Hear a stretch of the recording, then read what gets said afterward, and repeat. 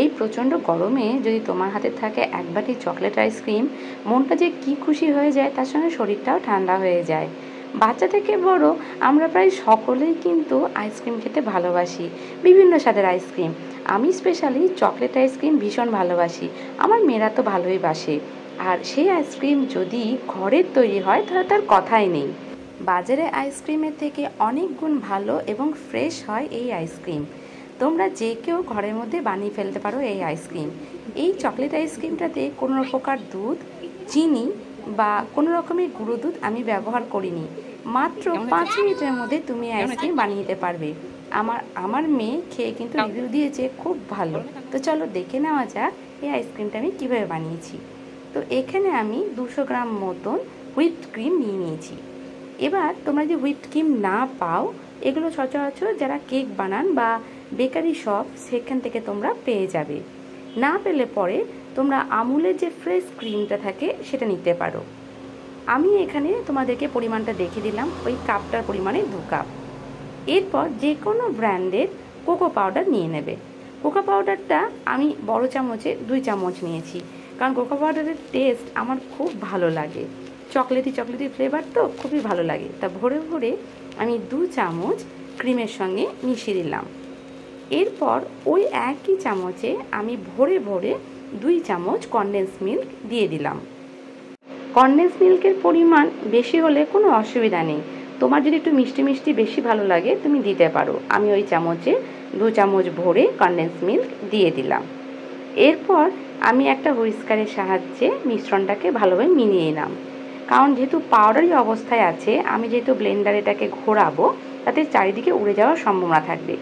এবার তোমাদের হয়তো সচরাচর কারোর বাড়িতেই, খুব কম বাড়িতে হ্যান্ড ব্লেন্ডার থাকে, কোনো চিন্তা নেই। তোমাদের বাড়িতে মিক্সার গ্রাইন্ডার আছে, তার মধ্যে মিশ্রণটাকে ভরে ঘুরিয়ে নেবে এবং এইভাবে যখন স্টিফ আসবে একটা, তখন কিন্তু সেটাকে বন্ধ করে দেবে।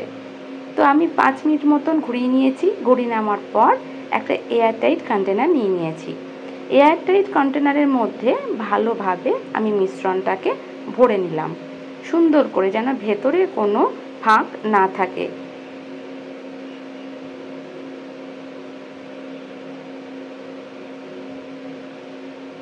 এরপর মিশ্রণটা আমার সুন্দর করে ভরা হয়ে গেল। আমার ঘরে কিছুটা গানাশ করা ছিল, চকলেট গানাশ। যেহেতু আমি মাঝে মাঝে কেক বানাই, আমার মেয়েরা কেক, চকলেট এগুলো খেতে খুব ভালোবাসে, তো আমার মজুদ ছিল। এরপর আমি ওপর থেকে কিছু চকো চিপস, এটাও আমার সংগ্রহে ছিল, চকো চিপস দিয়ে দিলাম।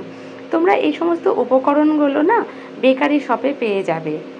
খোলা বাজারে না পেলেও সমস্যা নেই, তোমরা যে কোনো যে ডেয়ারি মিল্কের চকলেটগুলো হয়, সেই ডেয়ারি মিল্কের চকলেটকে টুকরো টুকরো করে ওপরে দিয়ে দিতে পারো। কেক এই চকলেট আইসক্রিমটা বানাতে কি মজার বিষয় হয়েছে, আমি ডিপ ফ্রিজে দেওয়ার পর আবার সেটাকে বার করে আনতে হয়। আমার মেয়ে বলে, মা পুরো গানাশটাই তুমি দিয়ে দাও, কারণ যেহেতু চকলেট আইসক্রিম করছি, ওরা বলছে পুরোটাই আমার আইসক্রিমটা যেন চকলেটই হয়ে থাকে। আর কিছু আমার কাছে হোয়াইট চকো চিপস ছিল, আগেই বলেছি যে আমি মাঝে মধ্যেই কেক টেক বানাই, আমার মেয়েরা খুব ভালোবাসে, তো সেইগুলো অল্প ছিল, সেটাকেও আমি ছড়িয়ে দিলাম।